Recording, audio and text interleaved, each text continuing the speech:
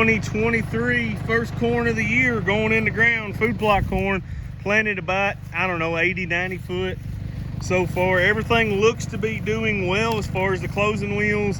One thing I'm going to do, I stopped here in the shade. I'm going to check these trenches. I want to check my depth. I want to be down at least 1.5 inches, preferably 1.75 inches. And I'm going to check my seed spacing as well when I'm doing that.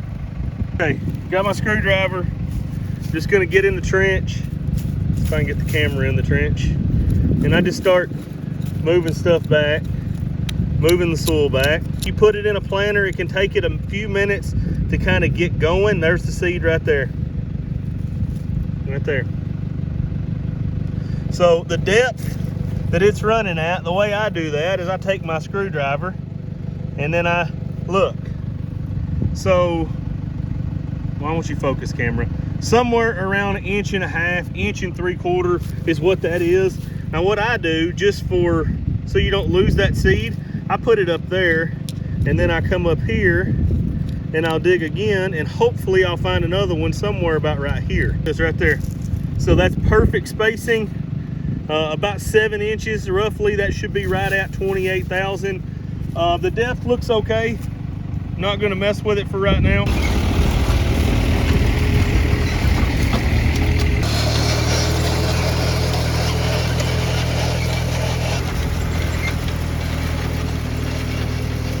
Okay, for you guys that don't know, that never seen a no-till planter run, so what we got is we got drive chains, right?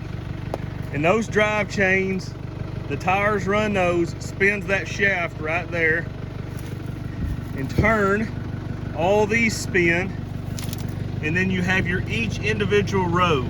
Y'all can see that. It's hooked right there. Each one of those has that. So as that's sitting there spinning, you can see the corn meter. See the white thing right there? It's spinning that, which in turn drops seed into the trench and puts it in the ground. Our closing wheels come back and we close the trench up. We got what they call a coulter, a no-till coulter. It goes and it cuts the ground. We've got our double disc openers. There's 2 of those. One on this side, one on right here. They cut the ground, leave kind of a V trench. You got your gauge wheels that set your depth. And so the seed will fall like right here. As the thing's running, it'll fall from actually right here. And then the closing wheels will come back behind. They're spinning and they'll close that up, close that trench up. Just for you guys that may not have ever been around a no-till planter. Okay, one thing that I really wanted to mention for you guys, especially for you guys that maybe just got a no-till planter, don't know, the speed that I'm going is about 3 miles an hour. Yes, this planter is capable of planting faster than that, but how you know to go, I try to go around 4 in perfect condition. That's where I feel like my planter does the best. So what's gonna happen, what's gonna kind of dictate your speed, I want you to look at those seed boxes, see how they're bouncing around. You see that, how they're going up and down? So the faster I go, the more they're gonna bounce, which is not a good thing. When they're bouncing, that means your seed's going out on top of the ground. And another thing that I should mention, you don't want your planter running right on top of your rows from last year. So this is really hard to actually even see where the row is, but if you can see good straight rows, try to split the difference and put your planter in the middle of those, because if you try to run over top of them, especially if you don't have a big planter, you're gonna have inconsistent seed depth. So try to go ahead and move over if you can, and that way you're not just putting seed all over on top of the ground and in places that where you don't really want it. Well, got this one done. Found a bonus too. Pretty cool. Always glad to find sheds like that. All right guys, we got her set up. This is a really long field. That is around 200 yards to that corner down there. And as far as you can see, all the way back in that point is probably pushing 300. So what I've done is I just want to make this as visible as I can for as much of this ground. This farm kind of snakes through this creek bottom like this. So I tried to make this as visible as I possibly could for as long a distance as I could. Obviously, my blind is here. This is the area that I'm most concerned about, probably 1.5 acres to 2 acres right here. The remaining 3 would be that way. But yeah, I think I'm happy with what we've got right now. I just want to protect what we've got. I've got a radio to go in here, to go in the pocket, but it's not here yet. I've got a bunch ordered and they're supposed to be here tomorrow, or actually this afternoon. So, but I've got other things to do today, so I didn't have time to come down here late this evening. And I knew that these crows, I can hear the crows in the background back there. I knew that the crows, I knew that the squirrels, the deer, all the other little animals are starting to work on this. It's been a week since this is planted. I knew this was going to be up. It's had phenomenal conditions. It's honestly, this has probably been up in 4 or 5 days, but I mean, just a beautiful stand. You couldn't ask for anything better from an old farm planter like that. Not anywhere near what I would consider the best planter. It's just an old wore out John Deere 7000 6-row. All right, guys, we are out here at one of the corn plots.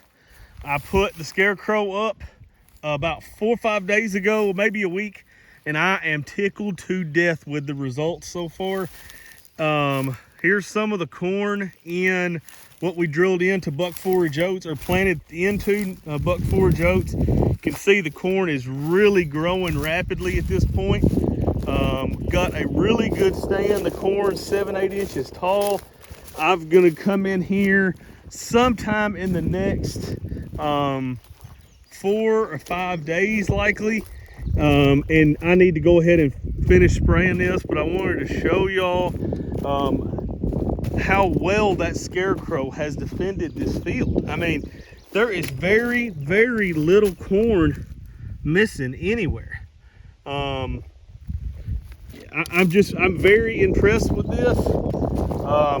The reason this is dirty, and when I'm calling it dirty, I mean weeds, you can still see the corn rows easy enough. But the reason that I left it like that is for a couple reasons. You don't want to spray too early, then the corn doesn't lap for a long time, and then all of a sudden you have weeds the rest of the year. Another reason I left it like that is oftentimes that protects the young corn or soybeans, anything that's Roundup ready that I feel pretty comfortable that I can kill down. I don't mind getting it a little bit woolly. I'm going to come in here and I'm going to spray this with Roundup, my residual, and then I'm going to go ahead and finish this plot up, and this plot's going to be at lay-by. So I am very tickled so far with the amount of damage that I'm not seeing out here. This is unbelievable because last year I had to literally go and replant this entire field. The only variable that has changed is the Scarecrow. So today what I'm doing, I want to make sure that they're not getting used to this Scarecrow. So I'm going to add something to it, as I recommend you do as well. I am starting to see, I just saw this, I'm going to show it to you since I'm here. There's one that just got dug up this morning.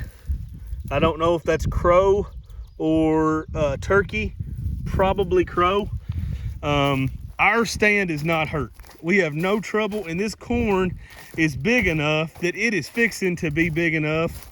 Some of it likely already is big enough that the crows and turkeys are not going to hurt it. When you start getting a stalk that size right there, you are getting mighty close to that point.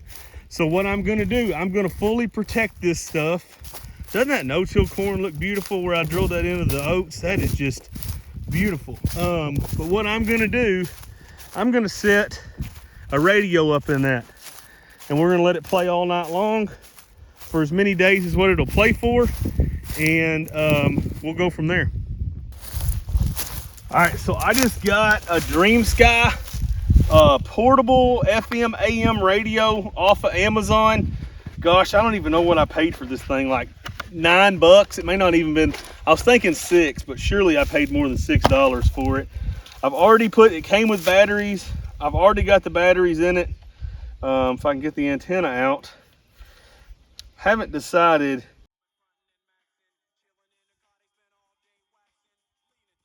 I'm gonna just tuck it right into his pocket, the radio. Got a Ziploc bag on it so that it doesn't get wet. I've got the antenna going out and down, so any water that was to run on that